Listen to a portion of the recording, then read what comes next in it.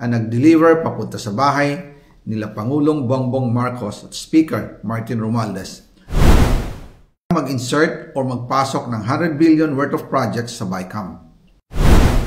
Sana po ay hindi nila ako mapatay bago ko mailabas ang lahat. Ginawa ko lang ang utos sa akin, pero ngayon, handa na akong harapin ang lahat. Ginagamit ng administrasyon ang buong resources ng bansa para tumahimik ako. That he will shoot me if I will talk. Gagamitin ako bilang panakipbutas sa kanilang kampanya laban sa korupsyon. Hindi na ako mananahimik, ilalabas ko ang lahat ng katotohanan. May resibo, may ebidensya, at may pangalan. Para sa bawat Pilipino, alam ko na buo ang galit ninyo sa akin ngayon. Nauunawaan ko rin kung bakit. Lalo na at malaki ang halagang nakataya.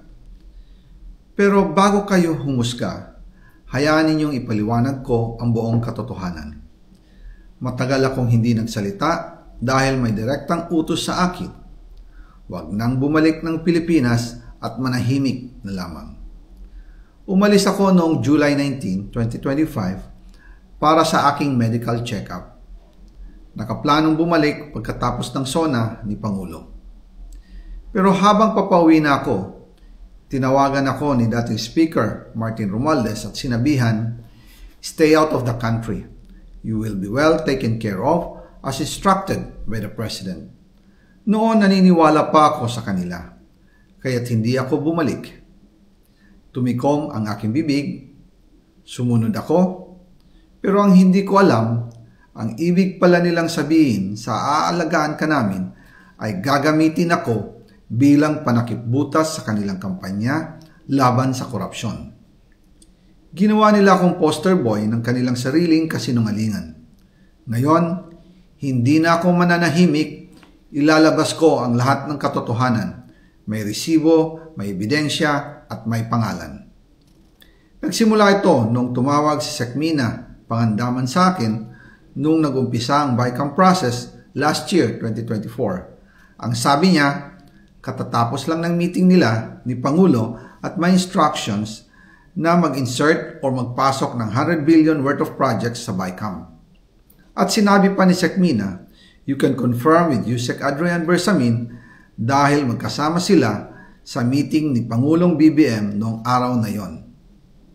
Tinawagan ko po agad si Yusek Adrian Bersamin at tinanong ko kung may instruction nga ba ang Pangulo na magpasok ng 100 billion during their meeting.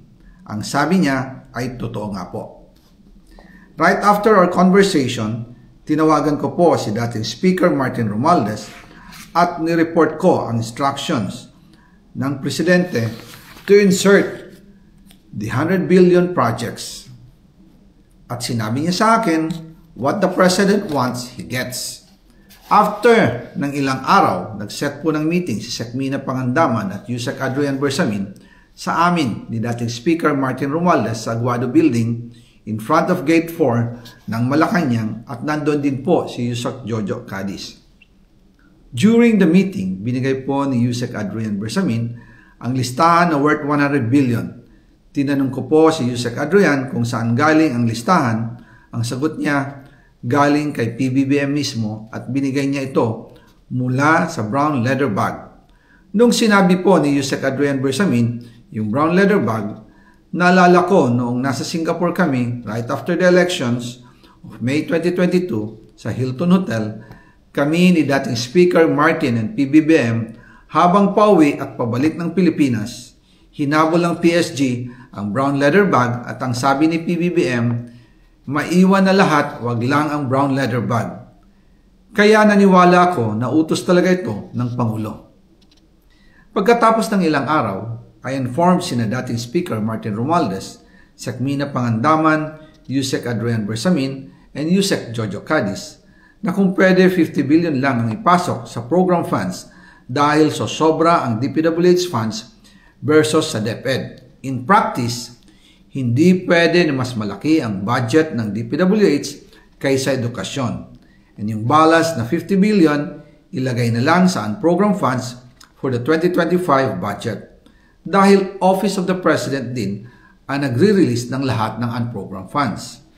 Pagkatapos ng isang araw, tinawagan ako ni Sec Mina at sinabi ang mensahe ng Pangulo. Ipasok ninyo yan dahil pinangako na sa akin ni Speaker Martin yan at hindi na pwedeng baguhin. Kumbaga, ang utos ng hari hindi pwedeng mabali. Again, I informed the Speaker and asked clearance about the instructions ng Pangulo. At ang sabi niya, wala tayong magagawa. Kaya po nagtataka ako kung bakit sinasabi ni Pangulo na hindi niya makilala ang budget, samantalang lahat na binawas at dinagdag sa mga ahensya ng gobyerno ay humihingi ng approval sa kanya si Sec Mina Pangandaman.